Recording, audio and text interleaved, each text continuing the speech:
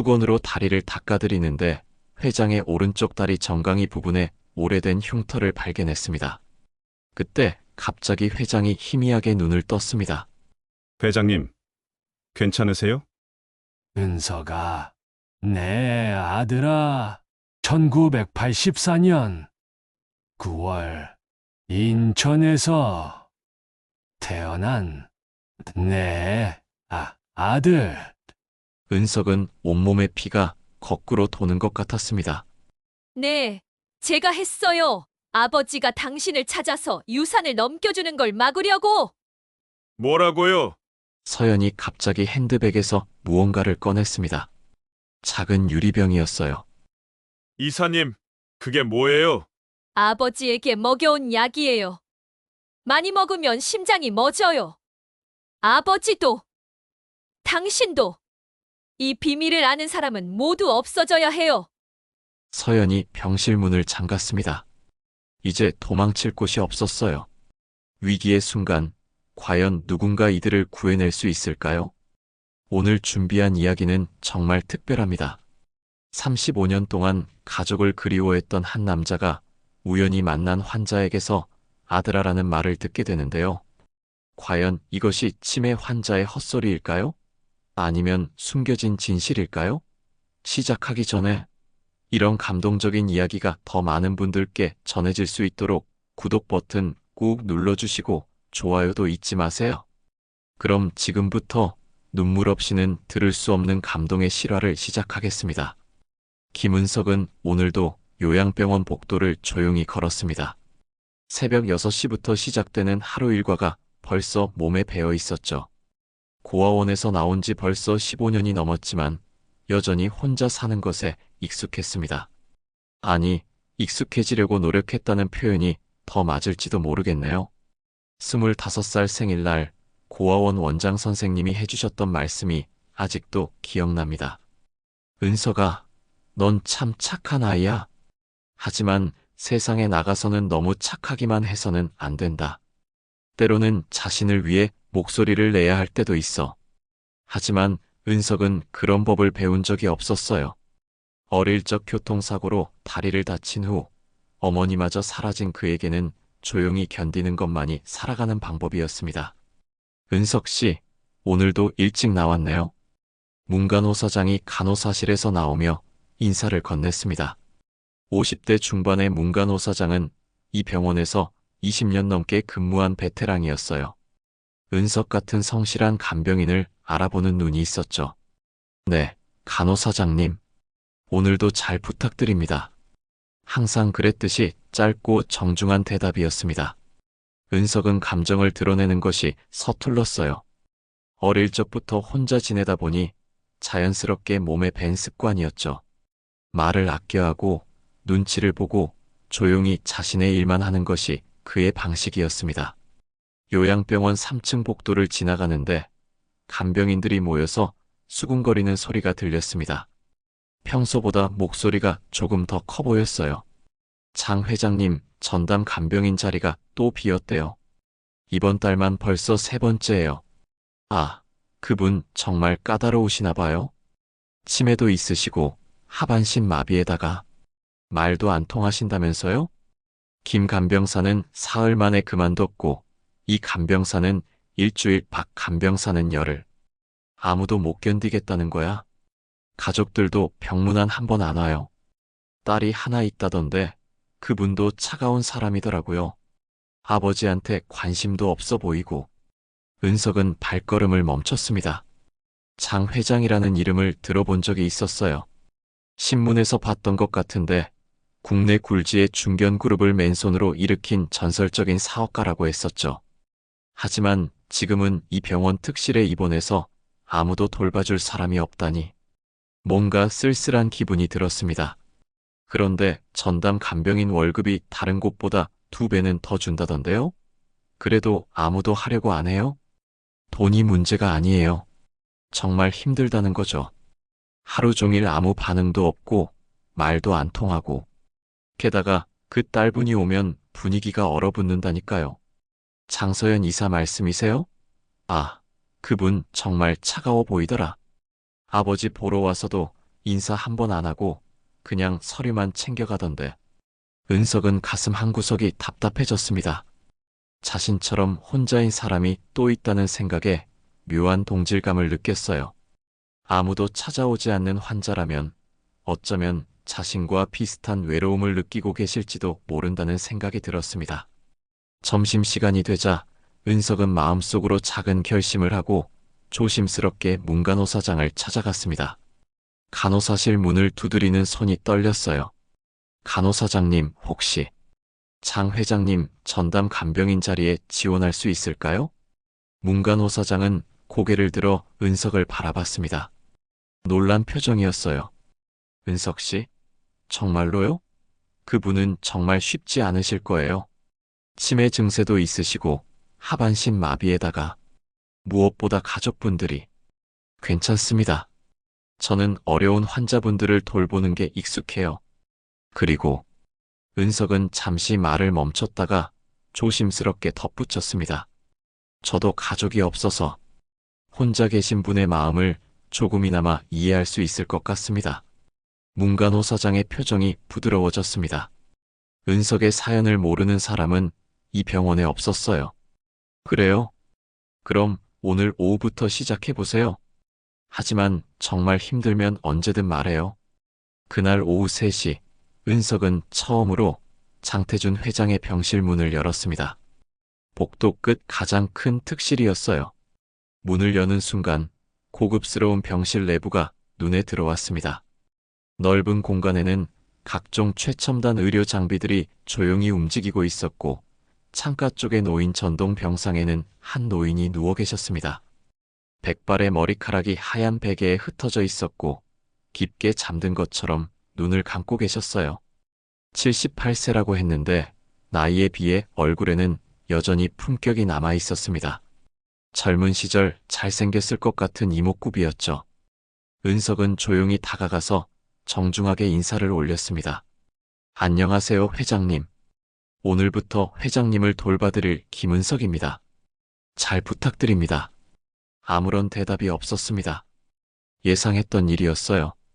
은석은 묵묵히 병실 구석구석을 살펴보며 정리하기 시작했습니다. 창가의 꽃병에는 시들어가는 장미가 꽂혀 있었고 협탁 위에는 먼지가 쌓인 액자 하나가 놓여 있었어요. 젊은 시절의 회장님과 예쁜 여성, 그리고 어린 아이가 함께 찍은 가족사진이었습니다. 저 아이가 장서연 이사님이겠구나. 은석은 조용히 액자의 먼지를 닦아냈습니다. 그런데 이상했어요. 사진 속 아이는 한 명뿐이었는데 어딘지 모르게 어색한 느낌이 들었습니다. 그때 병실 문이 조용히 열리면서 30대 초반의 여성이 들어왔습니다. 깔끔한 네이비 정장 차림의 차가운 인상의 여성이었어요. 키가 크고 날씬했지만 표정에서는 따뜻함을 전혀 찾을 수 없었습니다. 새로운 간병인이군요. 여성의 목소리는 쌀쌀맞고 기계적이었습니다. 마치 업무 보고를 듣는 것 같은 톤이었어요. 은석은 고개를 숙이며 정중하게 대답했습니다. 네, 장서연 이사님이시죠? 김은석입니다. 앞으로 회장님을 성심껏 돌봐드리겠습니다. 서연은 아버지 쪽은 한 번도 바라보지 않고 은석에게만 차가운 시선을 고정했습니다. 그 사람은 그냥 식물인간이에요. 감정 낭비하지 마세요. 하루 3번 식사 도와드리고 기본적인 위생 관리만 하시면 됩니다. 그 외에는 아무것도 기대하지 마세요. 말을 걸거나 반응을 기대하는 것도 시간 낭비고요. 서연의 말은 마치 고장난 기계를 설명하는 것 같았습니다. 은석은 깜짝 놀랐어요. 아무리 그래도 친아버지인데 어떻게 저렇게 차갑게 말할 수 있을까 싶었거든요. 그리고 이전 간병인들이 괜한 기대를 했다가 실망한 경우가 많았습니다. 치매 환자에게 정상적인 소통을 기대하지 마세요. 은석은 고개를 끄덕였지만 마음 한구석이 무척 불편했어요. 하지만 뭐라고 대답할 수도 없었습니다. 네, 알겠습니다. 최선을 다하겠습니다. 서연은 아버지를 한 번도 보지 않은 채 서류 몇 장을 챙겨서는 그대로 나가버렸습니다. 문이 닫히는 소리마저 차가웠어요.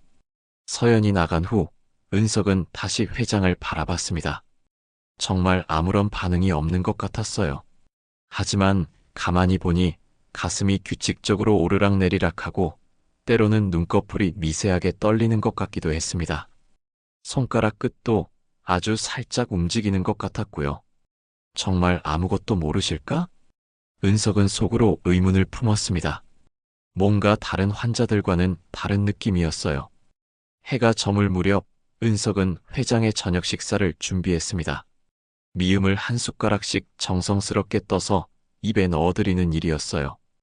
회장은 반사적으로 삼키기는 했지만 여전히 눈을 뜨지 않았습니다. 회장님, 오늘 날씨가 참 좋았습니다. 창문 너머로 보니 단풍이 정말 예쁘더라고요. 빨갛고 노란 잎들이 바람에 흔들리는 모습이 마치 춤을 추는 것 같았어요. 은석은 혼자 말을 걸어봤습니다. 답이 올 거라는 기대는 하지 않았지만 그냥 말을 하고 싶었어요. 이상하게도 이 조용한 분위기가 편안했거든요. 저는 가족이 없어서 이런 풍경을 함께 볼 사람이 없었는데 이렇게라도 누군가와 함께 있으니까 조금 덜 외로운 것 같습니다. 그때였습니다. 희미하게, 정말 희미하게 회장의 눈꺼풀이 움직인 것 같았어요. 하지만 금세 다시 조용해졌습니다. 은석은 착각이겠거니 했습니다. 밤이 깊어갈 때까지 은석은 조용히 회장 곁에 앉아 있었습니다. 병실의 작은 스탠드 불빛 아래서 회장의 평온한 얼굴을 바라보며 생각에 잠겼어요. 은석은 마음속으로 중얼거렸습니다. 어릴 적부터 가족이 없었다. 그래서 정도, 기대도 두지 않는다. 나 같은 건 가족도 아니니까. 하지만 이분도 혼자시네. 나와 똑같이. 이상하게도 이 고요한 병실이 자신에게는 편안하게 느껴졌어요. 아무도 자신에게 무엇을 요구하지 않고 아무도 자신을 판단하지 않는 이곳이 말이죠. 어쩌면 자신과 회장님 모두 세상에서 잊혀진 존재들인지도 모른다는 생각이 들었습니다. 은석이 장태준 회장을 돌본 지 일주일이 지났습니다. 매일 아침 6시에 출근해서 밤 9시까지 은석은 성실하게 회장의 곁을 지켰어요. 다른 간병인들이 며칠 만에 포기했던 자리였지만 은석에게는 오히려 편안한 일상이었습니다. 회장님, 오늘은 비가 오네요. 창밖에 빗방울이 유리창을 타고 흘러내리는 모습이 예뻐요. 제가 어릴 때 고아원에서 이런 비 오는 날이면 혼자 창가에 앉아서 빗소리를 듣곤 했어요. 은석은 오늘도 혼잣말처럼 말을 걸었습니다. 대답이 없다는 걸 알면서도 말이죠. 하지만 이상하게도 혼자 중얼거리는 것보다는 누군가에게 말을 거는 것이 마음이 편했어요. 지난 며칠 동안 은석은 회장을 유심히 관찰했습니다. 다른 환자들과는 뭔가 달랐어요. 치매 환자라고 하지만 호흡이나 맥박이 너무 규칙적이었고 가끔씩 눈꺼풀이 떨리거나 손가락 끝이 미세하게 움직이는 것 같았거든요. 오전 10시 회장의 위생 관리를 할 시간이었습니다. 은석은 따뜻한 물과 수건, 그리고 새 병원복을 준비했어요. 이 일은 언제나 조심스러웠습니다. 환자의 존엄성을 해치지 않으면서도 깨끗하게 관리해드리는 것이 중요했거든요. 회장님, 옷을 갈아입어 드릴게요. 조금 불편하시더라도 참아주세요. 은석은 조심스럽게 회장의 상체 옷을 벗기고 따뜻한 물수건으로 닦기 시작했습니다. 몸이 많이 마르셨지만 여전히 젊은 시절 운동을 했던 흔적이 남아 있었어요. 어깨와 팔뚝에는 단단했던 근육의 흔적이 보였습니다. 하반신을 닦을 차례였습니다. 은석은 더욱 신중하게 움직였어요. 하반신 마비 환자는 감각이 없기 때문에 조금이라도 거칠게 하면 상처가 날 수 있었거든요. 수건으로 다리를 닦아드리는데 회장의 오른쪽 다리 정강이 부분에 오래된 흉터를 발견했습니다. 꽤 깊었던 상처 같았어요. 길이가 15cm 정도 되는 긴 흉터였습니다. 은석은 자신도 모르게 그 흉터를 자세히 살펴봤어요. 이분도 어릴 때 다치셨나? 교통사고인가? 은석의 왼쪽 다리에도 비슷한 흉터가 있었어요. 7살 때 교통사고를 당해서 여러 차례 수술을 받았던 자리였습니다. 모양도 위치도 크기까지도 놀랄 만큼 비슷했어요. 그때였습니다. 갑자기 회장이 희미하게 눈을 떴습니다. 은석은 깜짝 놀라서 손을 멈췄어요. 회장의 눈이 천천히 은석의 얼굴을 바라보고 있었습니다. 흐린 눈동자였지만 분명히 의식이 있는 사람의 눈빛이었어요. 회장님, 괜찮으세요? 은석의 목소리가 떨렸습니다. 하지만 더 놀라운 일이 벌어졌어요. 회장이 떨리는 입술로 무언가를 중얼거리기 시작했습니다.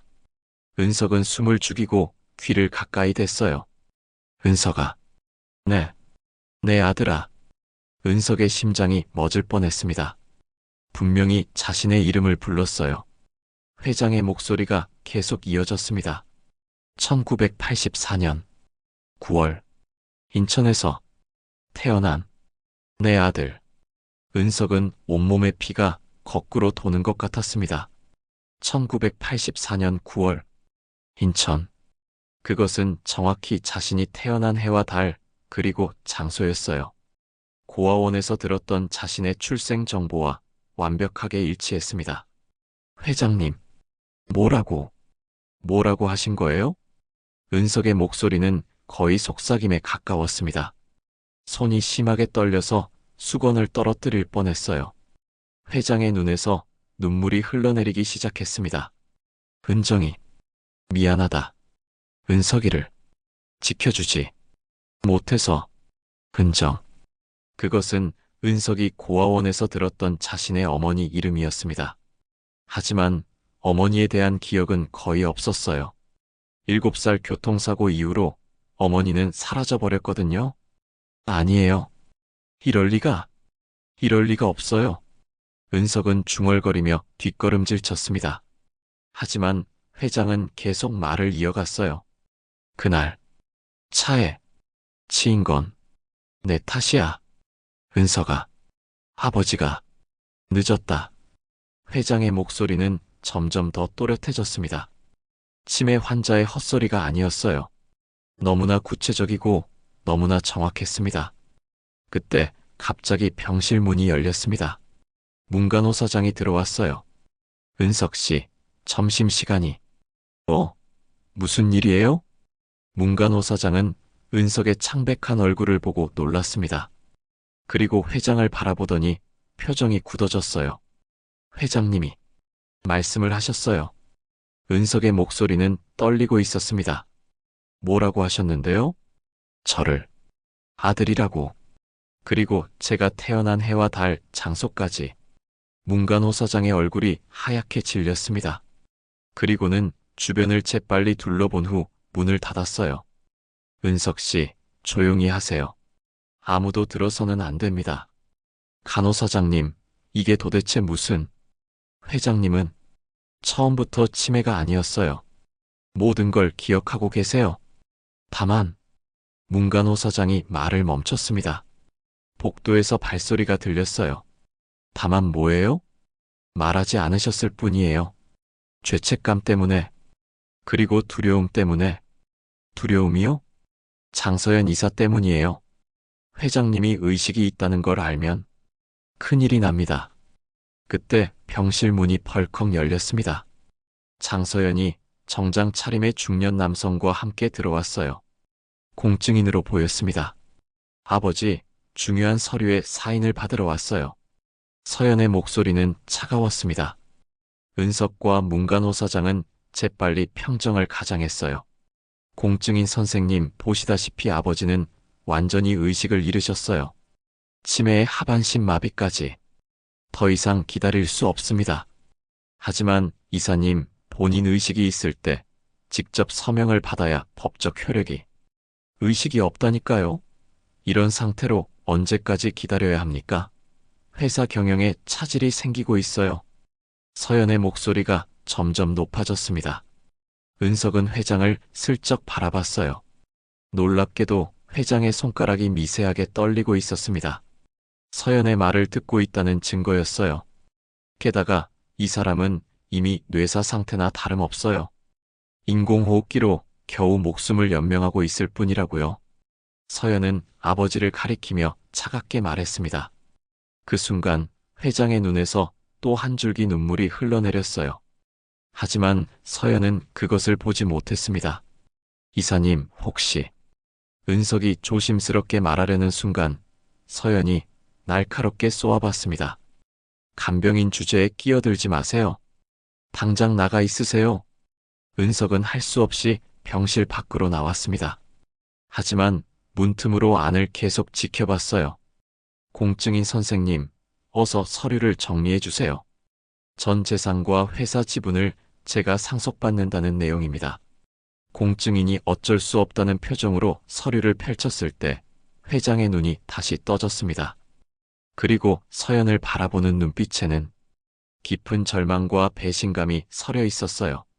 하지만 회장은 아무 말도 하지 않았습니다. 마치 모든 것을 포기한 사람처럼 다시 눈을 감았어요. 자, 이제 됐습니다. 법적으로 아무 문제 없어요. 서연은 만족스럽다는 표정으로 서류를 챙겼습니다. 공증인과 서연이 나간 후 은석은 다시 병실로 들어갔습니다. 회장은 여전히 조용했지만 뺨에는 마른 눈물 자국이 남아 있었어요. 회장님, 정말로 제가 회장님의... 은석은 말을 끝맺지 못했습니다. 너무나 충격적이었거든요. 그때 회장이 다시 작은 목소리로 중얼거렸습니다. 미안하다. 은석아, 아버지가 너무 늦었다. 이제 너마저 위험해질 수도. 위험하다니요? 무슨 말씀이세요? 하지만 회장은 다시 침묵 속으로 빠져들었습니다. 은석의 마음속에는 수많은 질문들이 소용돌이치고 있었습니다. 정말로 이분이 내 아버지라는 건가? 그럼 어머니는 왜 나를 버렸던 건가? 그리고 장서연은 왜 회장님을 이렇게 대하는 건가? 밤이 깊어가는 병실에서 은석은 회장의 손을 조심스럽게 잡았습니다. 따뜻했어요.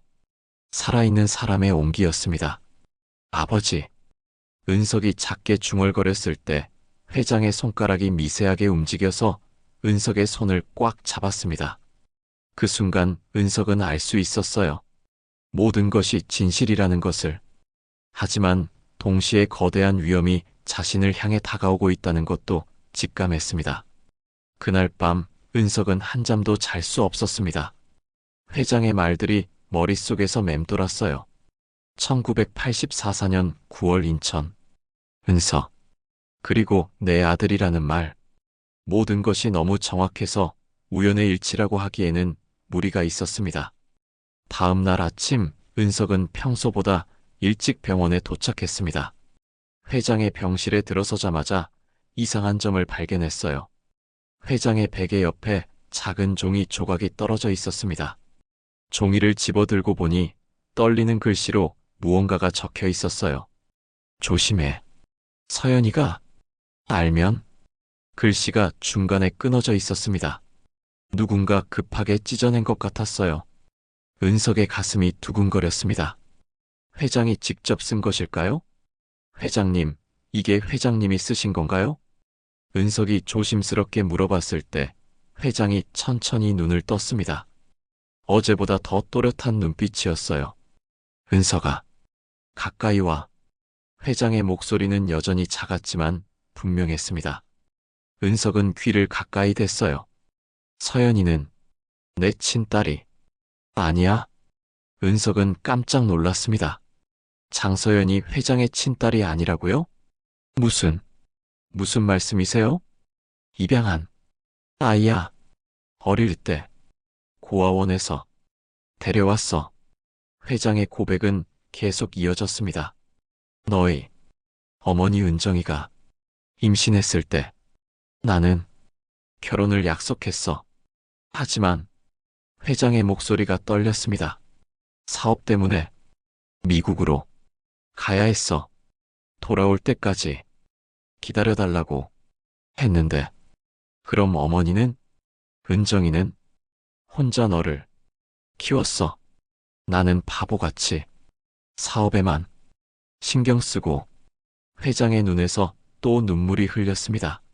그러다가 너희가 교통사고를 당했다는 소식을 들었어. 내가 미국에서 급하게 돌아왔지만 어머니는요? 어머니는 어디로 가신 거예요? 은석의 목소리가 간절해졌습니다. 평생 궁금했던 어머니의 행방이었거든요. 은정이는 수술비 때문에 너무 힘들어했어. 나에게 연락하려고 했지만 내 비서가 막았어. 회장의 목소리가 더욱 떨렸습니다. 나는 그 사실도 나중에야 알았어. 은정이는 결국 너를 고아원에 맡기고 그리고요? 사라졌어. 어디로 갔는지 아무도 모르게. 은석의 가슴이 먹먹해졌습니다. 어머니가 자신을 버린 것이 아니라 어쩔 수 없는 상황 때문이었다는 것을 알게 되었어요. 그럼 회장님은 저를 찾지 않으신 건가요? 찾았어. 미친 듯이 찾았어. 하지만 고아원에서는 개인정보를 알려주지 않았어. 그리고 그 시절 서연이를 입양했어. 회장의 고백이 계속되었습니다. 서연이 친부모가 사업 파트너였는데 사고로 죽었어. 어린 서연이가 불쌍해서 딸로 키웠지. 그런데 왜 이제까지 서연이가 성인이 되면서 변했어. 내 재산에만 관심을 보이기 시작했어. 그리고 회장이 잠시 말을 멈췄습니다. 내가 너를 찾고 있다는 걸 알았어. 그때부터 서연이가 이상해졌어. 그때 복도에서 높은 구두 소리가 들렸습니다. 장서연이 오고 있는 소리였어요. 회장은 재빨리 은석의 손목을 잡았습니다. 은석아, 절대 서연이 앞에서 이런 얘기 하면 안 돼. 위험해. 위험하다니요? 서연이가 알면 너를. 문이 열리는 소리가 들렸습니다. 회장은 재빨리 눈을 감고 무반응 상태로 돌아갔어요. 장서연이 들어왔습니다. 오늘은 혼자였어요. 간병인 아버지 상태는 어때요? 어제와 똑같습니다. 은석은 최대한 평정을 유지하려고 노력했습니다. 서연은 아버지를 잠깐 바라보더니 갑자기 은석에게 다가왔어요. 당신 어디서 많이 본 것 같은데. 은석의 심장이 빨라졌습니다. 처음 뵙는 것 같은데요. 아니야, 분명히 어디서 봤어. 특히 그 다리, 절뚝거리는 모습이. 서연의 눈빛이 날카로워졌습니다. 혹시 교통사고로 다친 거예요? 네. 어릴 때. 언제요? 7살 때. 서연의 표정이 급변했습니다. 뭔가를 깨달은 것 같았어요. 설마. 서연이 중얼거리며 은석을 자세히 들여다봤습니다. 당신 이름이 뭐라고 했죠? 김은석입니다. 서연의 얼굴이 창백해졌습니다. 김은석, 은석, 설마. 서연이 갑자기 병실에서 뛰쳐나갔습니다. 은석은 무슨 일인지 몰라서 당황했어요. 잠시 후 서연이 서류 봉투를 들고 돌아왔습니다.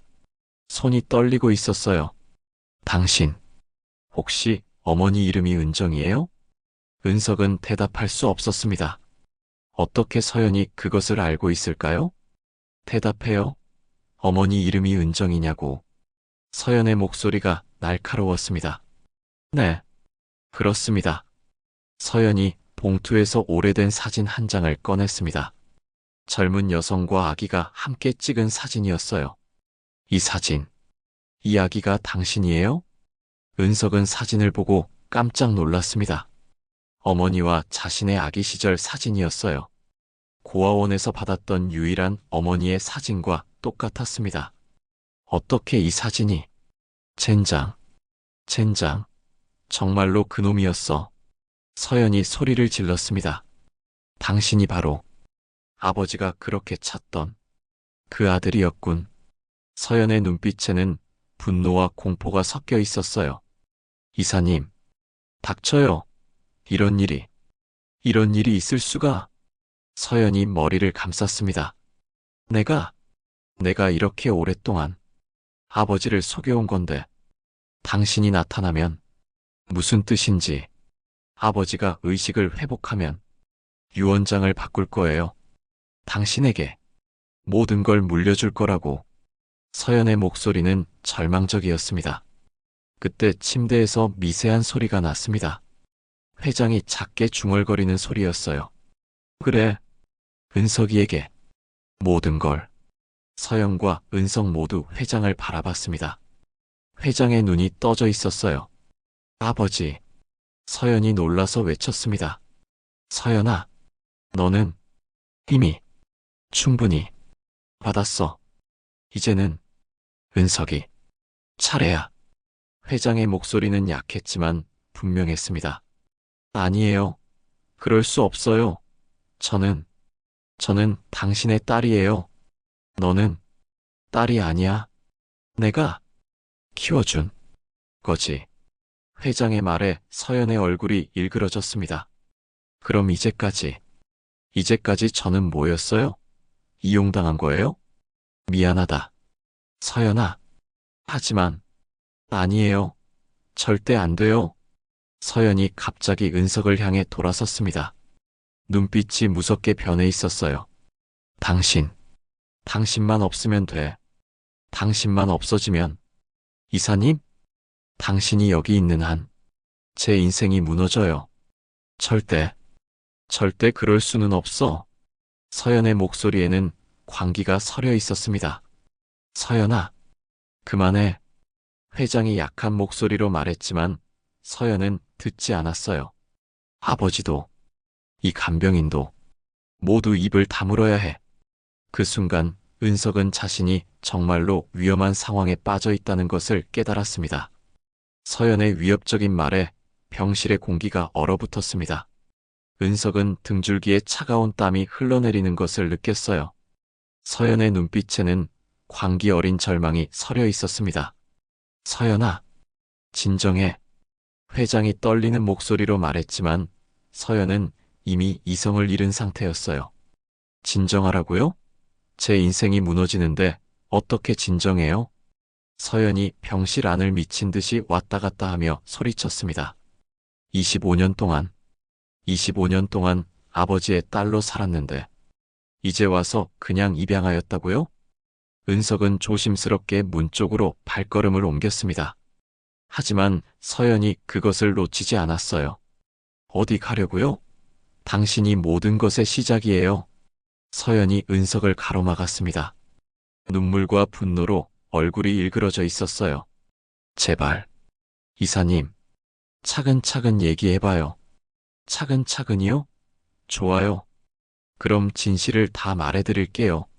서연이 갑자기 히스테리컬하게 웃기 시작했습니다. 아버지가 당신을 찾는다는 걸 안 건 5년 전이었어요. 사립 탐정까지 고용해서 혈안이 되어 찾더라고요. 은석의 가슴이 뛰기 시작했습니다. 그래서 제가 뭘 했는지 알아요? 서연의 목소리가 점점 더 위험해졌습니다. 아버지의 약에 조금씩 기억을 흐리게 하는 약을 섞었어요. 치매 증세가 나타나게 하려고. 뭐라고요? 은석이 경악했습니다.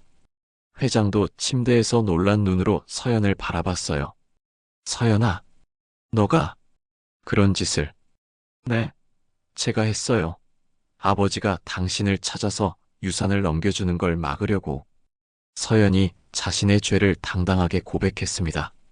그리고 아버지를 이 병원에 입원시킨 것도, 하반신 마비가 된 것도, 설마 계단에서 밀어뜨렸어요. 당신을 찾겠다고, 유 원장을 바꾸겠다고. 그런 말을 하는 아버지를.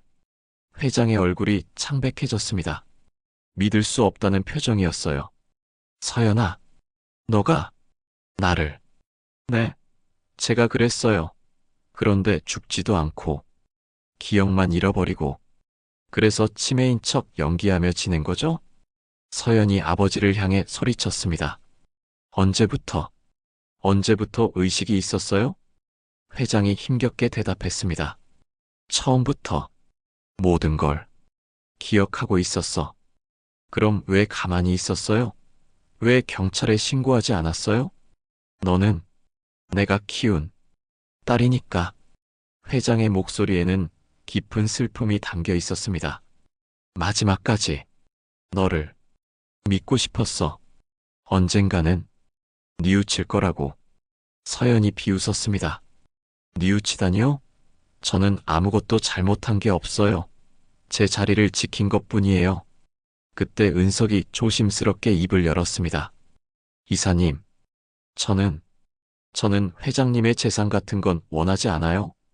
거짓말. 서연이 고함쳤습니다. 당신 같은 놈이 갑자기 나타나서 사실은 친아들이라고? 그리고 재산은 원하지 않는다고? 누가 믿어요? 정말이에요. 저는 그냥 평범하게 살고 싶어요. 가족이 누군지만 알 수 있다면.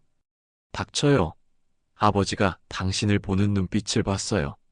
분명히 모든 걸 당신에게 넘길 거예요. 서연의 목소리는 절망으로 가득했습니다. 그럼 제가 이제까지 쌓아온 모든 것이, 회사에서의 제 지위도, 모든 게 무너져요. 그때 회장이 힘겹게 말했습니다. 서연아, 너에게도 충분히 줄게. 회사 지분이 30%는 너 몫이야. 30%요? 고작 30%요? 서연이 날카롭게 웃었습니다. 저는 100%의 상속자였어요. 그런데 이제 와서 30%라고요? 그럼 더 줄게. 50. 싫어요. 저는 전부 아니면 아무것도 원하지 않아요. 서연이 갑자기 핸드백에서 무언가를 꺼냈습니다. 작은 유리병이었어요. 이사님, 그게 뭐예요? 은석이 불안해하며 물었습니다. 이거요. 아버지에게 먹여온 약이에요. 많이 먹으면 정말로 기억을 잃어버리죠. 영구적으로. 서연의 눈빛이 더욱 위험해졌습니다. 그리고 많이 먹으면 심장이 멎어요. 서연아, 그만해. 회장이 간신히 소리쳤지만 목소리에는 힘이 없었어요. 아버지도, 당신도, 이 비밀을 아는 사람은 모두 없어져야 해요. 서연이 병실 문을 잠갔습니다. 이제 도망칠 곳이 없었어요. 먼저 당신부터. 서연이 은석에게 다가왔습니다. 손에는 주사기가 들려 있었어요. 이사님, 정신 차려요. 이건 범죄예요. 범죄라고요? 이미 아버지를 계단에서 밀어뜨린 것도, 독을 먹인 것도 모두 범죄였어요. 이제 와서 무서워할 것도 없어요. 은석이 뒤로 물러섰지만 병실 벽에 막혔습니다. 제발 그러지 마세요. 괜찮아요. 금방 끝나요. 그냥 잠이 드는 것처럼.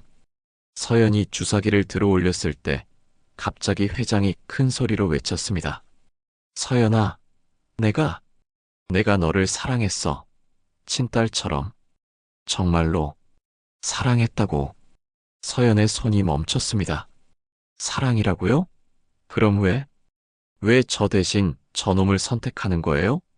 사랑한다고 잘못된 일을 덮어줄 수는 없어. 회장의 목소리가 떨렸습니다. 하지만 너를 포기하지 않을게. 자수하면 내가 최고의 변호사를. 자수요? 서연이 비웃었습니다. 제가 감옥에 가라고요? 제 인생을 포기하라고요? 서연아, 아니에요. 절대 안 돼요. 서연이 다시 은석에게 다가왔습니다. 이번에는 정말로 위험해 보였어요. 그때였습니다. 병실 문을 두드리는 소리가 들렸습니다. 은석 씨, 계세요? 문간호 사장의 목소리였습니다. 서연이 당황했습니다. 주사기를 숨기며 문 쪽을 바라봤어요. 은석 씨, 회장님 검사 시간이에요. 문을 열어주세요. 문간호 사장이 계속 두드렸습니다. 이사님, 문을 열어주세요. 은석이 간절하게 부탁했습니다. 닥쳐요. 서연이 작은 목소리로 위협했습니다. 한마디라도 이상하게 하면 그 간호사도 위험해져요. 밖에서 문간호 사장의 목소리가 더 크게 들렸습니다. 이상하네요. 왜 문이 잠겨 있지? 그리고 열쇠로 문을 여는 소리가 들렸습니다. 서연의 얼굴이 더욱 창백해졌습니다. 이제 정말로 절체절명의 순간이 다가오고 있었어요. 은석 씨. 문간호 사장이 문을 열고 들어오는 순간 병실 안의 긴장된 분위기를 한눈에 알아차렸습니다. 무슨 일이에요? 서연은 주사기를 등 뒤로 숨기며 애써 평정을 가장했지만 떨리는 손과 창백한 얼굴을 감출 수는 없었어요. 은석과 회장의 눈빛에는 간절한 구조 신호가 담겨 있었습니다. 위기의 순간, 과연 누군가 이들을 구해낼 수 있을까요? 문간호 사장이 병실로 들어오는 순간 시간이 멈춘 것 같았습니다. 서연은 등 뒤로 숨긴 주사기를 더 꽉 쥐었고 은석과 회장의 눈에는 간절한 구조 신호가 담겨 있었어요. 어머, 무슨 일이에요? 분위기가 이상한데. 문간호 사장의 베테랑 직감이 발동했습니다. 20년 넘게 병원에서 일하면서 위험한 상황을 수도 없이 봐왔거든요. 아무것도 아니에요. 그냥 아버지와 개인적인 대화를 하고 있었어요. 서연이 억지로 웃으며 대답했지만 목소리가 떨리고 있었어요. 그런데 왜 문을 잠그셨어요? 그리고 은석 씨 얼굴이 왜 이렇게 창백해요? 문간호 사장의 시선이 은석에게 향했습니다. 은석의 눈빛에서 뭔가 심상치 않은 것을 감지했어요. 간호사장님. 은석이 조심스럽게 입을 열려는 순간 서연이 재빨리 끼어들었습니다. 간호사장님도 오셨으니 잘 됐네요. 아버지 상태에 대해 중요한 얘기가 있어요. 서연이 문간호 사장에게 다가가면서 은근히 주사기를 감췄습니다. 무슨 얘기요? 사실 아버지가 간헐적으로 의식을 회복하고 계세요. 하지만 이 사실을 알리면 안 됩니다. 서연의 말에 문간호 사장이 놀랐습니다. 정말요? 그럼 치매는 연기였어요. 아버지가 일부러. 서연이 거짓말을 시작했습니다. 회장과 은석을 위험에 빠뜨리면서도 자신만의 생존 전략을 짜고 있었어요. 그런데 아버지가 이상한 망상에 빠져 계세요. 이 간병인을 자신의 아들이라고 착각하고. 그게 아니에요. 은석이 참지 못하고 외쳤습니다. 정말로 회장님이 제 아버지세요. 문간호 사장의 눈이 커졌습니다. 뭐라고요? 간호사장님, 저 사람 말 듣지 마세요. 정신 이상 증세를 보이고 있어요. 서연이 급하게 변명했습니다. 그때 회장이 힘겹게 몸을 일으키려고 했습니다. 문간호 사장. 회장님. 문간호 사장이 깜짝 놀라서 회장에게 달려갔습니다. 정말로 의식이 있으시는군요. 그래. 모든 걸 기억하고 있어. 회장이 떨리는 목소리로 말했습니다. 서연이가 나를 죽이려고. 아버지, 또 헛소리 하시네요. 서연이 급하게 막으려 했지만 이미 늦었어요. 문간호 사장. 서연이가 나를 계단에서 밀어뜨렸어. 뭐라고요? 문간호 사장의 얼굴이 경악으로 일그러졌습니다. 그리고 독을 먹였어. 치매약이라고 속이면서. 회장님, 정말이세요? 문간호 사장이 믿을 수 없다는 표정으로 물었습니다. 그래. 그리고 지금도 은석이를 죽이려고. 거짓말이에요. 아버지가 치매라니까요. 서연이 소리쳤지만 이미 상황이 걷잡을 수 없게 되었어요. 문간호 사장이 서연을 의심스럽게 바라봤습니다. 이사님, 혹시 정말로. 그때 서연이 돌연 태도를 바꿨습니다. 더 이상 숨길 게 없다고 판단한 것 같았어요. 좋아요. 맞아요. 다 제가 한 일이에요. 서연이 갑자기 등 뒤에 숨겨두었던 주사기를 꺼내들었습니다. 이사님.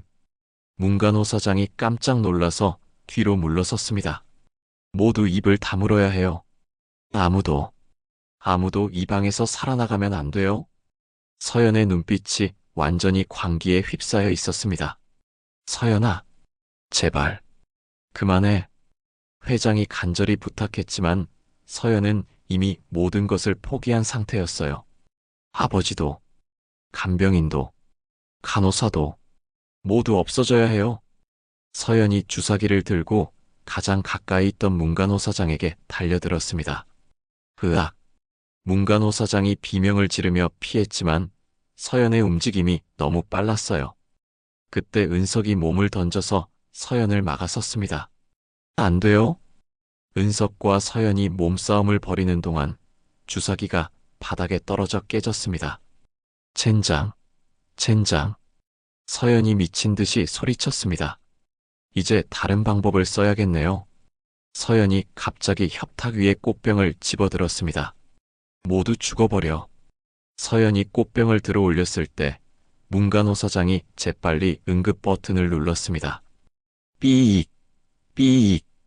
병원 전체에 응급 상황을 알리는 사이렌이 울렸어요. 뭘 한 거예요? 서연이 문간호 사장에게 달려들려는 순간 병실 문이 벌컥 열렸습니다. 무슨 일이에요? 보안 요원 2명이 뛰어들어왔습니다. 저 여자를 잡아요. 환자와 직원들을 위협하고 있어요. 문간호 사장이 소리쳤습니다. 뭐라고요? 보안 요원들이 상황을 파악하기도 전에 서연이 꽃병을 내던지며 병실 밖으로 뛰쳐나갔습니다. 도망쳐. 서연이 복도로 뛰어나가자 보안 요원들이 뒤쫓았어요. 은석 씨, 괜찮으세요? 문간호 사장이 은석을 부축했습니다. 네, 괜찮습니다. 은석은 아직 충격에서 벗어나지 못했어요. 회장님은요? 문간호 사장이 회장을 살펴봤습니다. 회장은 탈진한 상태였지만 의식은 또렷했어요. 괜찮아. 고맙다. 문간호 사장. 회장님, 정말로 서연 이사가 그런 일을. 그래. 다 사실이야. 경찰에 신고해줘. 회장의 목소리는 슬픔으로 가득했습니다. 잠시 후 복도에서 소란스러운 소리가 들렸어요. 보안 요원들이 서연을 붙잡은 모양이었습니다. 나요? 놔달라고요? 서연의 비명소리가 복도에 울려 퍼졌어요. 제가 뭘 잘못했어요? 제 것을 지킨 것뿐이에요. 서연의 절규는 점점 멀어져 갔습니다. 병실에는 정적이 흘렀어요. 은석은 아직도 믿기지 않는다는 표정으로 회장을 바라봤습니다. 회장님, 정말로 저는 그래. 은석아, 너는 내 아들이야. 회장이 힘겹게 손을 내밀었습니다. 은석은 조심스럽게 그 손을 잡았어요. 아버지. 처음으로 아버지라고 불러본 순간이었습니다. 회장의 눈에서 눈물이 흘러내렸어요. 미안하다. 은석아. 너무 늦었다. 아니에요. 이제라도 만날 수 있어서. 은석의 목소리도 떨리고 있었습니다. 그때 병실 문이 다시 열리고 경찰관 2명이 들어왔습니다. 장태준 회장님이시죠? 신고를 받고 왔습니다. 네. 고맙습니다. 회장이 고개를 끄덕였습니다. 딸. 아니, 입양딸 서연이가 저를 해치려고. 회장의 진술이 시작되었습니다. 오랫동안 숨겨왔던 진실이 마침내 세상에 드러나는 순간이었어요. 문간호 사장은 구석에서 이 모든 상황을 지켜보며 안도의 한숨을 내쉬었습니다. 다행히, 정말 다행히. 하지만 이것은 시작에 불과했습니다. 이제 진짜 문제는 앞으로 어떻게 될 것인가였거든요. 은석과 회장, 그들 앞에는 아직 해결해야 할 많은 것들이 남아 있었습니다. 경찰의 조사가 끝난 후 병실에는 오랜만에 평화가 찾아왔습니다. 하지만 은석의 마음은 여전히 복잡했어요. 35년 만에 찾은 아버지, 그리고 갑작스럽게 드러난 진실들이 아직도 현실 같지 않았거든요. 은석아, 가까이 와. 회장이 약한 목소리로 불렀습니다. 은석은 조심스럽게 침대 옆으로 다가갔어요. 아버지, 괜찮으세요? 여전히 아버지라는 호칭이 어색했지만 말할 때마다 가슴이 따뜻해지는 것을 느꼈습니다. 괜찮아. 오히려 마음이 편해졌어. 하지만 은석아, 회장의 표정이 갑자기 심각해졌습니다. 서연이 체포된 걸로 끝난 게 아니야. 더 큰 위험이 남아있어. 무슨 말씀이세요? 서연이는 혼자 행동한 게 아니야. 배후에 다른 사람들이 있어. 은석의 가슴이 철렁 내려앉았습니다. 누구요? 회사 이사들 중에 서연이와 한패가 된 사람들이 있어. 내가 의식을 되찾은 걸 알게 되면 그때 갑자기 병실 문이 열렸습니다. 정장 차림의 중년 남성 2명이 들어왔어요.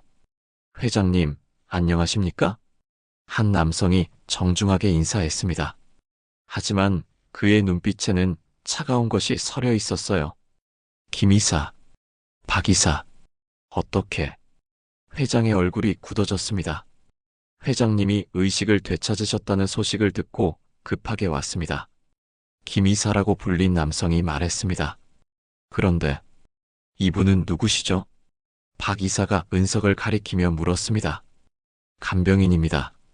은석이 대답했지만 두 이사의 시선이 날카로웠어요. 간병인 치고는 회장님과 너무 가까이 있는 것 같은데요? 그냥 김 이사, 박 이사, 무슨 일로 왔나? 회장이 끼어들었습니다. 회장님, 서연 이사가 체포되었다는 소식을 들었습니다. 충격적이더군요. 김 이사가 안타까운 척 말했습니다. 하지만 이제 회사 경영에 공백이 생겼습니다. 빨리 후계 구도를 정리해야 해요. 후계 구도? 네. 서연 이사가 없으니 이제 저희가 회사를 맡아야겠습니다. 박 이사가 노골적으로 말했습니다. 뭔 소리야? 내가 아직.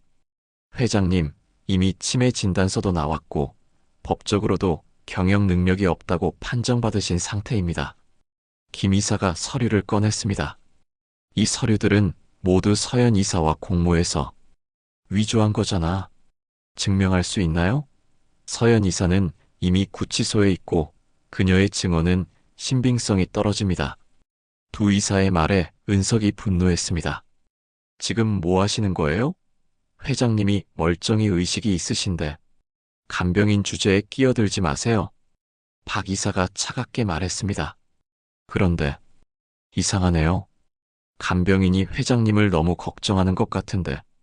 김 이사가 의심스럽게 은석을 바라봤습니다. 혹시 회장님한테서 뭔가 들은 게 있나요? 무슨 말씀인지. 예를 들어 유언장 같은 것 말이에요. 그 순간 회장이 벌떡 일어났습니다. 그만해. 너희들이 서연이를 부추긴 거구나. 회장님, 무슨 말씀을. 서연이가 혼자서 그런 일을 할 리 없어. 너희들이 뒤에서 조종한 거야. 회장의 목소리가 떨렸습니다. 회장님, 증거도 없이 그런 말씀을. 증거? 있어. 회장이 협탁 서랍을 열었습니다. 서연이가 남긴 녹음 파일이 여기 있어. 김 이사와 박 이사의 얼굴이 창백해졌습니다. 그런 건 없을 거예요. 정말일까? 회장이 작은 녹음기를 꺼냈습니다. 서연이가 만약을 대비해서 모든 대화를 녹음해뒀더군. 회장님, 그건. 회장이 재생 버튼을 눌렀습니다. 서연아, 회장이 의식을 되찾으면 우리도 끝장이야. 빨리 처리해. 녹음기에서 김 이사의 목소리가 흘러나왔습니다. 네, 김 이사님. 독을 더 많이 먹이면 되죠? 서연의 목소리였습니다. 그래. 그리고 혹시 아들이 나타나면 그놈도 조용히 처리해야 해. 박 이사의 목소리까지 들렸습니다. 두 이사의 얼굴이 완전히 하얗게 질렸어요. 이건 조작된 조작. 국과수에서 감정받으면 진위가 밝혀질 거야. 회장이 차가운 미소를 지었습니다. 그리고 은석아, 내 아버지. 은석이 대답했을 때 두 이사가 깜짝 놀랐습니다. 아버지라고요? 그래. 이 아이는 내 친아들이야. 이제 회사의 후계자가 될 거고. 안 됩니다. 김 이사가 소리쳤습니다. 갑자기 나타난 간병인이 후계자라니. 그런 건 인정할 수 없어요. 인정하든 말든 이미 유언장에 다 적어뒀어. 회장이 또 다른 서류를 꺼냈습니다. 이건 진짜 유언장이야. 공증도 받았고 박 이사가 달려들어 유언장을 빼앗으려 했지만 은석이 막아섰습니다. 안 돼요. 몸싸움이 벌어지는 순간 병실 문이 다시 열렸습니다. 무슨 일입니까? 경찰관 2명이 들어왔어요. 아까 서현 사건을 조사했던 경찰관들이었습니다. 경찰관님, 잘 오셨어요. 회장이 반가워했습니다. 이 사람들도 서현이와 공범입니다. 뭐라고요? 이 녹음 파일을 들어보세요. 경찰관이 녹음기를 받아서 들어봤습니다. 점점 표정이 굳어졌어요. 김 씨, 박 씨, 체포합니다. 잠깐, 이건 오해입니다. 하지만 이미 늦었어요. 수갑이 채워졌습니다. 회장님을 살해하려 한 혐의와 업무상 횡령 혐의로 체포합니다. 두 이사가 끌려나가는 모습을 보며 은석은 안도했습니다. 아버지, 정말로 끝난 건가요? 그래, 이제 정말로 끝났어. 회장이 지친 듯 숨을 내쉬었습니다. 하지만 은석아, 이제 시작이야. 우리 가족의 새로운 시작. 가족이요? 그래, 너와 나. 그리고 회장이 협탁에서 오래된 사진을 꺼냈습니다. 은정이까지 다시 만날 수 있다면 사진 속에는 젊은 회장과 아름다운 여성, 그리고 아기가 함께 있었어요. 어머니, 은석의 눈에서 눈물이 흘렀습니다. 은석아, 어머니를 찾으러 가자. 정말요? 그래, 우리 가족이 다시 하나가 되는 그날까지. 부자는 서로를 바라보며 미소 지었습니다. 모든 위험이 지나간 지금 진짜 행복을 찾아 떠날 준비가 되었어요. 며칠 후 회장의 건강이 많이 회복되었습니다. 의료진들도 놀라워할 정도로 빠른 회복이었어요. 아마도 오랫동안 짓눌려 있던 마음의 짐을 내려놓았기 때문일 것입니다. 은석아, 준비됐니? 회장이 휠체어에 앉아서 물었습니다. 오늘은 드디어 어머니 은정을 찾아 부산으로 떠나는 날이었어요. 네, 아버지. 그런데 정말 어머니가 계실까요? 은석의 목소리에는 기대와 불안이 섞여 있었습니다. 사립 탐정이 확인했잖아. 분명히 계셔. 문간호 사장이 사립 탐정에게서 받은 최종 보고서를 들고 왔습니다. 은정 씨로 추정되는 분이 부산 감천문화마을 근처에서 고향집이라는 작은 식당을 운영하고 계세요. 나이도 맞고 외모도. 문간호 사장이 사진을 보여줬습니다. 50대 후반의 여성이 식당 앞에서 찍은 사진이었어요. 이분이. 은석의 손이 떨렸습니다. 어린 시절 어렴풋하게 기억하던 어머니의 모습과 닮아 있었거든요. 그래, 은정이 같아.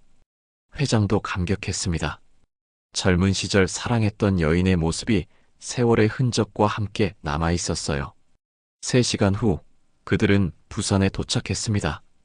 감천문화마을의 좁은 골목길을 따라 올라가자 고향집이라는 간판이 보였어요.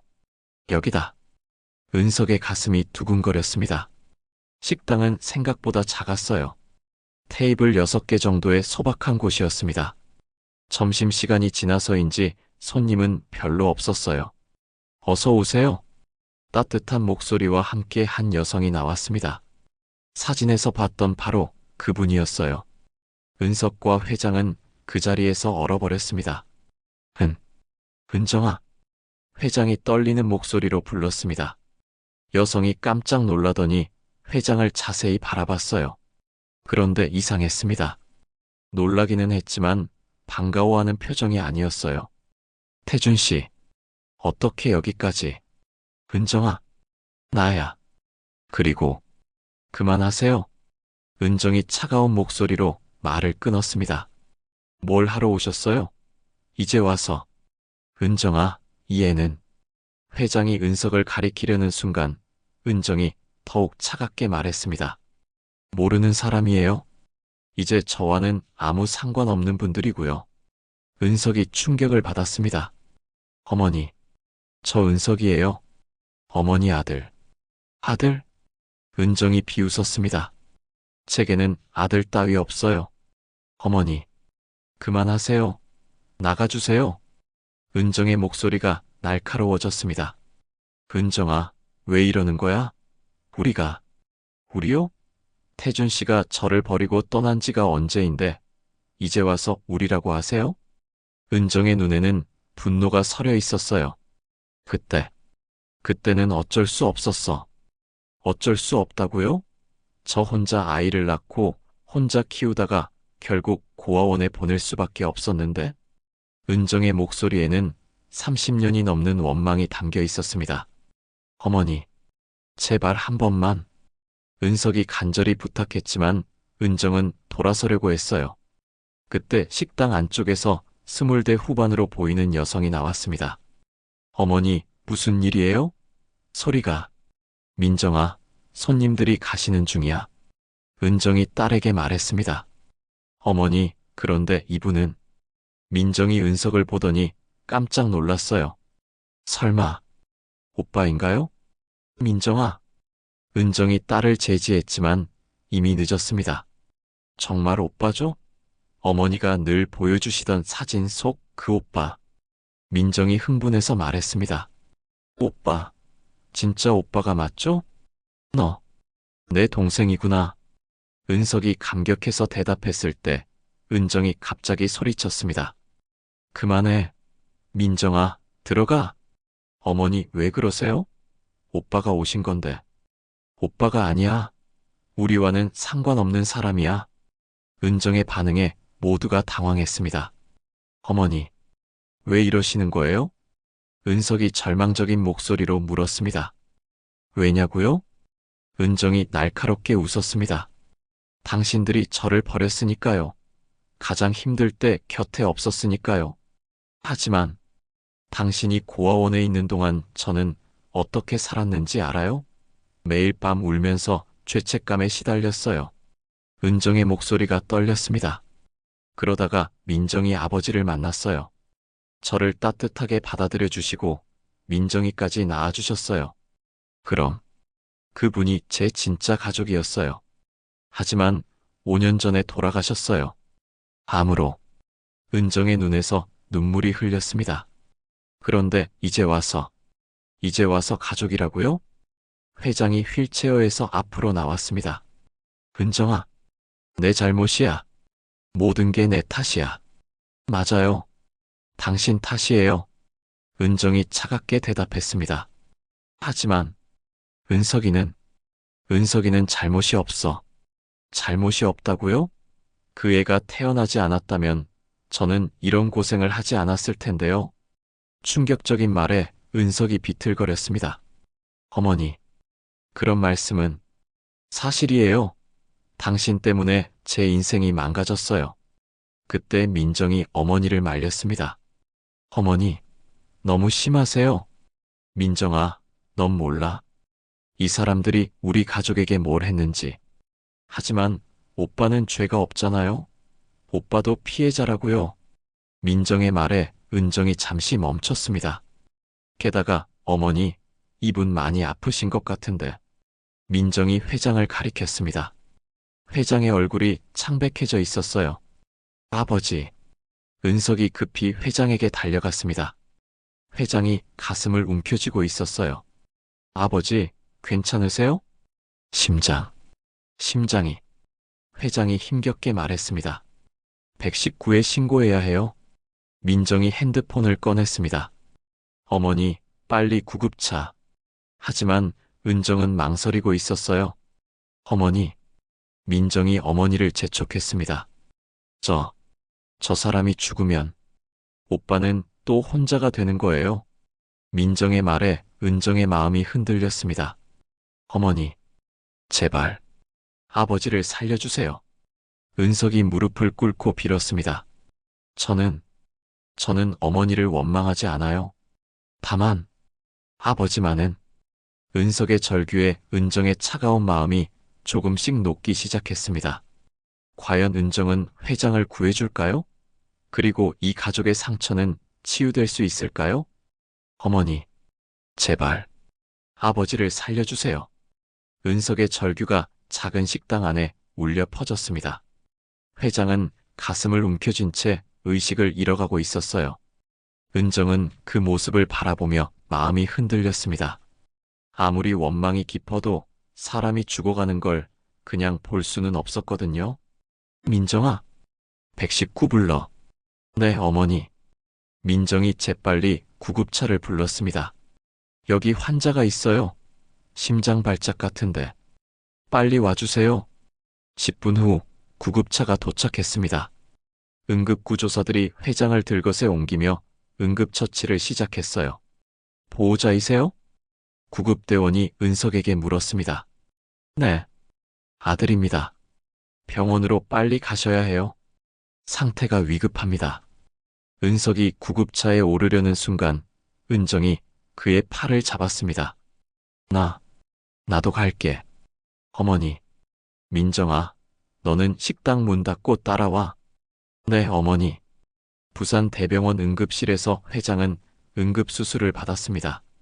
3시간이 넘는 긴 수술이었어요.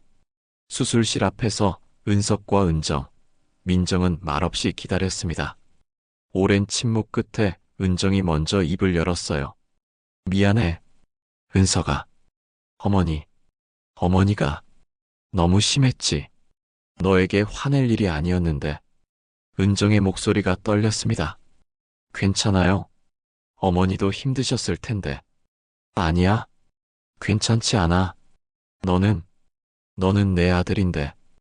은정의 눈에서 눈물이 흘렸습니다. 사실은 매일 너를 그리워했어. 고아원에 보낸 걸 평생 후회했어. 어머니. 하지만 무서웠어. 다시 만나면 너를 또 잃을까봐. 그래서 차갑게 굴었어. 은정이 은석의 손을 잡았습니다. 용서해 줄 수 있니? 이런 엄마를. 어머니, 저야말로 미안해요. 이제까지 찾지 못해서. 모자는 서로를 끌어안고 35년 동안 참았던 눈물을 쏟았습니다. 민정도 옆에서 함께 울었어요. 오빠, 이제 진짜 우리 가족이네요. 그때 수술실 문이 열렸습니다. 의사가 나왔어요. 보호자분이세요? 네. 은석이 벌떡 일어났습니다. 수술은 잘 끝났습니다. 다행히 큰 문제는 없어요. 하지만 앞으로 무리하시면 안 됩니다. 정말요? 정말 괜찮은 건가요? 네. 일주일 정도 입원하시고 안정을 취하시면 됩니다. 세 사람은 안도의 한숨을 내쉬었습니다. 회복실에서 깨어난 회장은 은석과 은정을 번갈아 바라봤습니다. 은정아, 정말 너냐? 네. 태준 씨. 아니, 태준아. 은정이 회장의 손을 잡았습니다. 미안해. 아까는 너무 놀라서. 아니야. 내가 미안해. 그동안 너무 많이 아프게 했지. 이제 그런 얘기 하지 마요. 회장이 은석을 바라봤습니다. 은석아, 고마워. 아버지를 살려줘서. 아버지, 이제 우리 함께 살아요. 어머니도 민정이도 모두 함께. 회장의 얼굴에 미소가 번졌습니다. 그래, 우리 가족이니까. 일주일 후 회장이 퇴원했습니다. 서울로 돌아가는 길에 네 사람은 부산 바닷가에 들렀어요. 와, 바다다. 민정이 신나게 소리쳤습니다. 서울에서 온 회장과 은석에게는 오랜만에 보는 바다였어요. 은석아, 이리 와봐. 회장이 은석을 바다 쪽으로 불렀습니다. 뭐예요, 아버지? 이걸 너에게 주려고. 회장이 봉투 하나를 꺼냈습니다. 이게 뭐예요? 회사 지분 양도서야. 너에게 모든 걸 물려주려고. 아버지, 저는 은서가 받아. 이번에는 은정이 말했습니다. 어머니, 너는 아버지의 아들이야. 당연히 받을 권리가 있어. 하지만 저는 사업을 할 줄 모르는데 천천히 배우면 돼. 회장이 미소 지었습니다. 그리고 민정이도 같이 도와주면 될 거야. 네, 오빠 도와드릴게요. 민정이 환하게 웃었습니다. 하지만 서연은 어떻게 됐어요? 은석이 걱정스럽게 물었습니다. 서연이는 10년형을 받았어. 하지만 회장의 표정이 어두워졌습니다. 최고의 변호사를 붙여줬어. 그리고 출소하면 작은 회사 하나 맡길 생각이야. 아버지, 정말 따뜻하세요. 가족이었으니까. 비록 잘못을 했지만 그날 저녁 네 사람은 은정의 식당에서 함께 저녁을 먹었습니다. 어머니 음식 정말 맛있어요. 은석이 감탄했습니다. 그럼 서울에 와서 큰 식당 해보면 어때? 회장이 제안했습니다. 정말요? 그래. 우리 모두 함께 서울에서 살자. 좋아요. 민정이 박수를 쳤습니다. 오빠도 가까이 있고 할아버지도 어머니도 모두 함께. 은정이 망설이다가 고개를 끄덕였습니다. 좋아. 다시 시작해보자. 한 달 후 서울 강남의 고향집이 새롭게 문을 열었습니다. 은정이 요리를 하고 민정이 서빙을 도왔어요. 은석은 회사 일을 배우면서 저녁에는 식당을 도왔습니다. 회장은 휠체어에서 벗어나 지팡이를 짚고 다닐 수 있게 되었어요. 매일 식당에 나와서 손님들과 이야기를 나누는 것이 즐거웠습니다. 할아버지, 오늘 손님이 많이 왔어요. 민정이 신나게 보고했습니다. 그래? 우리 민정이가 열심히 해서 그런 거야. 오빠도 열심히 해요. 회사 일도 배우고. 은석이 부끄러워하며 웃었습니다. 아직 멀었어요. 배울 게 너무 많아서. 괜찮아. 천천히 하면 돼. 회장이 은석의 어깨를 두드렸습니다. 그날 밤 은석은 고아원 시절부터 간직해온 일기장을 꺼냈습니다. 마지막 페이지에 이렇게 썼어요. 오늘 드디어 진짜 가족을 만났다. 아버지, 어머니, 그리고 동생까지. 35년 동안 꿈꿔왔던 따뜻한 가족이 생겼다. 이제 더 이상 외롭지 않다. 가족이라는 말, 이제 믿어도 될 것 같다. 창밖으로는 늦여름 밤바람이 불어오고 있었습니다. 나뭇잎들이 살랑살랑 흔들리며 가을의 전령을 보내는 듯 했어요. 따뜻했던 여름이 지나가고 있지만 이 가족에게는 더욱 따뜻한 계절이 시작되는 것 같았습니다. 은석은 창가에 서서 밤하늘의 별을 바라보며 중얼거렸습니다. 가족이라는 말, 이제 믿어도 될까요? 그때 뒤에서 아버지의 목소리가 들렸어요. 그럼, 당연하지. 우리는 진짜 가족이니까. 은석이 돌아보니 아버지, 어머니, 민정이가 모두 미소 지으며 서 있었습니다. 이제 정말 행복하게 살 수 있을까요? 그럼 우리 가족이잖아. 네 사람은 서로를 끌어안고 웃었습니다. 길고 긴 시련 끝에 마침내 찾은 진짜 행복이었어요. 늦여름 밤바람이 창문 사이로 스며들어 따뜻한 가족의 온기와 어우러졌습니다. 여러분, 어떠셨나요? 35년 만에 찾은 가족의 이야기. 정말 가슴 뭉클하지 않았나요? 가족이라는 말, 이제 믿어도 될까요? 은석이의 마지막 말처럼 우리 모두에게는 서로를 따뜻하게 안아줄 수 있는 가족이 있다는 걸 다시 한번 깨닫게 되는 이야기였습니다. 혹시 이 이야기가 마음에 드셨다면 좋아요와 무료 구독 버튼으로 여러분의 마음을 전해주세요. 댓글로는 여러분만의 가족 이야기나 오늘 감동받은 장면을 나눠주시면 정말 기쁠 것 같아요. 항상 건강하시고 가족과 함께 따뜻한 시간 보내세요. 그럼 다음 이야기에서 또 만나요.